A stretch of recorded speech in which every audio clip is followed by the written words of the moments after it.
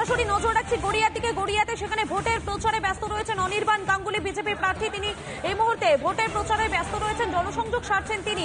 সেই ছবি আপনাদেরকে দেখাচ্ছি, যাদবপুর কেন্দ্রের বিজেপি প্রার্থী অনির্বাণ গাঙ্গুলি। আমাদের সঙ্গে সরাসরি রয়েছেন আমাদের প্রতিনিধি এলিনা রয়েছেন। এলিনা, এই মুহূর্তে যে ছবিটা দেখা যাচ্ছে গড়িয়াতে, সেখানে বিজেপি প্রার্থী অনির্বাণ গাঙ্গুলি তিনি প্রচার সারছে।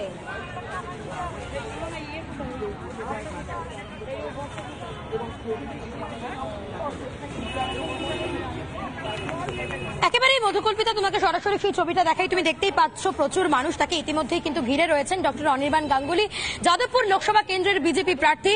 আজকে এই গড়িয়াতে যে 6 নম্বর বাসস্ট্যান্ড সংলগ্ন এলাকা, সেখানে একটি বসন্ত উৎসব যে অনুষ্ঠান, সেই অনুষ্ঠানের আয়োজন করা হয়েছে এবং সেখানেই কিন্তু আজকে এসেছেন অনির্বাণ গাঙ্গুলি। নির্বাচনী প্রচার, একই সঙ্গে বসন্ত উৎসব এবং তারই সঙ্গে জনসংযোগ সারছেন কার্যত এলাকার মানুষের সঙ্গে। আমরা দেখতে পাচ্ছি তিনি কি একটু বলছেন, আমি একটু শোনার চেষ্টা করব। এই মুহূর্তে তিনি কথা বলছেন সংবাদ মাধ্যমের সঙ্গে। কিছুক্ষণ আগে আমরাও তার সঙ্গে কথা বলেছিলাম, তিনি কি বলছেন একটু শোনার চেষ্টা করব এই মুহূর্তে। মানুষ দেখুক। এবং অনির্বাণ বাবু, আরো একটা প্রশ্ন উঠছে, সেটা হচ্ছে যে আপনার যে লোকসভা কেন্দ্র, তার মধ্যে সেইভাবে কোনো বিধানসভা নেই যাতে বিজেপির প্রতিনিধি রয়েছে বা সেখানে যা বিজেপির দখলে রয়েছে। না দেখুন, আমি বলছি যে 2019-এ যখন আমরা 18টা সিট পেলাম, তখন কোন বিধানসভা আমাদের দখলে ছিল? 3 জন এমএলএ ছিল আমাদের, দিলীপ দা ছিলেন আর আরো অন্য 2 জন ছিলেন।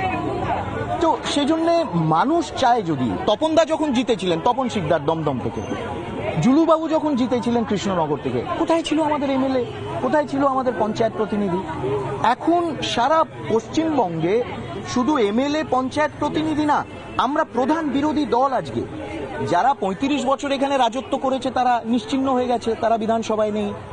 এবং যারা তার আগে 40 বছর স্বাধীনতার পর থেকে কংগ্রেস রাজত্ব করেছে, কংগ্রেস আজ বিধানসভায় নেই।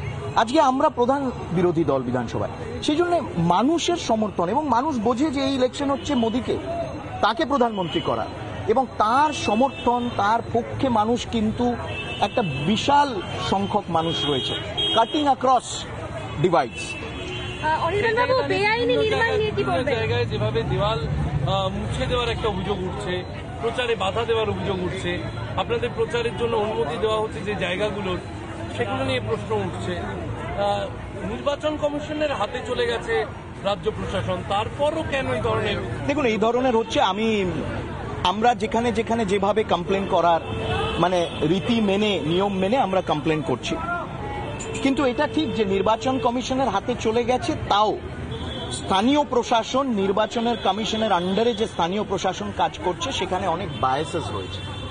স্বাভাবিক, সেই বায়াস থাকবে, কেননা তারা স্থানীয় প্রশাসনের এক অংশ, চিরকাল এতদিন ধরে কাজ করে এসেছে, রুলিং পার্টির অর্ডারস ক্যারি আউট করেছে, সেজন্য তাদের মধ্যে বায়াস রয়েছে। কিন্তু আমার প্রশ্ন হলো যে এক শাসক দল যদি কনফিডেন্ট হয় মানুষের সমর্থনের, তাহলে এই জিনিস করছে কেন? করতে দিক, সবাইকে প্রচার করতে দিক, সবাইকে তার নিজের মত ব্যক্ত করতে দিক। আমাদের মহিলা মোর্চার পদাধিকারী, তাদেরকে ধমকানো হয়েছে গতকাল। মহিলা মোর্চার পদাধিকারী, মানে সন্দেশখালি হচ্ছে, তা সত্ত্বেও তারা এই ধরনের তাদের মানসিকতা, ধমকানো, প্রচার করতে দেওয়া হবে না, প্রচার করতে বেরোবে না, বিভিন্ন জায়গায় তাদের বলা হচ্ছে বুথে বসা যাবে না, এই জিনিস হচ্ছে। আমার প্রশ্ন হলো সেটাই যে কেন? একদিকে 8B, অন্যদিকে ভাঙড়, অন্যদিকে বারুইপুর, হ্যাঁ এত বৈচিত্র্য, খুব কমপ্লেক্স, একদম একদম লোকসভা, খুব ভ্যারাইটি। সেখানে যাকে বলা হয় বিজেপির মিস্টার এলিট, সেই ডক্টর অনির্বাণ গাঙ্গুলি, তিনি এসে লোকসভায় এইভাবে লড়াই করে একটা বৈচিত্র্যময় কেন্দ্রে। আমি তো ধরুন না, আমি বোলপুরেও দাঁড়িয়েছিলাম, বোলপুরেও অলসো ওয়াজ ইকুয়ালি চ্যালেঞ্জিং। কিন্তু আমার কথা হলো, প্রফেসর সুগত বোসের থেকে আমি বেশি এলিট নই। আমি তো হার্ভার্ডের এখনো চোখেই দেখিনি হার্ভার্ডকে। তো তিনি যদি এখানে লড়ে জিততে পারেন, সো ওয়াই নট মি? আমি তো যাদবপুরের ছাত্র, আমি তো হার্ভার্ডে পড়িনি। একেবারে পাতি দেশি একটি ইউনিভার্সিটি, যেটা আমাদের জাতীয় শিক্ষা আন্দোলন থেকে গড়ে উঠেছে, আমি সেখানে পড়েছি। হ্যাঁ, কিন্তু একটা কথা দিচ্ছি, জিতে গেলে আনলাইক সুগত বাবু, যে পুরো ভাঙড়টা আরাবুলের হাতে ছেড়ে দিয়েছিল, কারুর হাতে কোনোটা ছাড়বো না। নিজে থাকবো, মানুষের পাশে থাকবো, সাথে থাকবো, আমরা সবাই থাকবো মানুষের পাশে। That is going to B the Anirban বাবু, একটা প্রশ্ন। অনির্বাণ বাবু, বেআইনি নির্মাণকে বাধা দিলেই বিজেপি কর্মীর বাবাকে মারধর করা হচ্ছে, খানাকুলে এই ছবি উঠে এলো। তো বারবার যখনই ভোটের আগে এইভাবে কেন আপনাদের কণ্ঠটা রোধ করার চেষ্টা করা হয়, কি বলবেন? না, কথাটা হচ্ছে দেখো, বেআইনি নির্মাণ ইজ দ্য নিউ নর্মাল পশ্চিমবঙ্গে, এবং একটা বিশাল চক্র, একটা বিশাল নেটওয়ার্ক। গার্ডেন রিচ, মানে যারা গার্ডেন রিচে এই ঘটনা ঘটিয়েছে, তারা আবার জোর গলায় বলে আমাদেরকে, তারা আবার জোর গলায় বলে যে আমরা মানুষের জন্য কি করেছি। এখনো মৃতের কাউন্টিং চলছে, 12 জন মারা গেছে। তো বেআইনি নির্মাণ প্রত্যেকটা কর্পোরেশন অঞ্চলে, প্রত্যেকটা মিউনিসিপ্যাল অঞ্চলে পুরো একটা নেটওয়ার্ক, এবং এই বেআইনি নির্মাণের মাধ্যমে শাসক দল তারাই কিন্তু বেনিফিটেড হচ্ছে, এবং এই চক্র, দে আর দ্য ডাইরেক্ট বেনিফিশিয়ারি। না হলে একজন কাউন্সিলর এবং মেয়র বলে যে অনেক কিছু হয়, সবটা ট্র্যাক রাখার আমাদের সম্ভব হয় না। যদি ট্র্যাক রাখতে না পারে, আমরা বলছি আপনারা ছেড়ে দিন, কর্পোরেশন ছেড়ে দিন, আমরা ভারতীয় জনতা পার্টি চালাবে, কিভাবে চালাতে হয় সেটা আমরা দেখিয়ে দিতে পারি। অনির্বাণ বাবু, এই যে ভাঙড়, আপনি কিছুক্ষণ আগে বলছিলেন ভাঙড়ে এই যে রক্তক্ষয়ী একটা সন্ত্রাস, কলকাতা পুলিশের আওতাতে এলো ভাঙড়, তারপরেও কেন ভাঙড়ের সংঘর্ষ বন্ধ হচ্ছে না?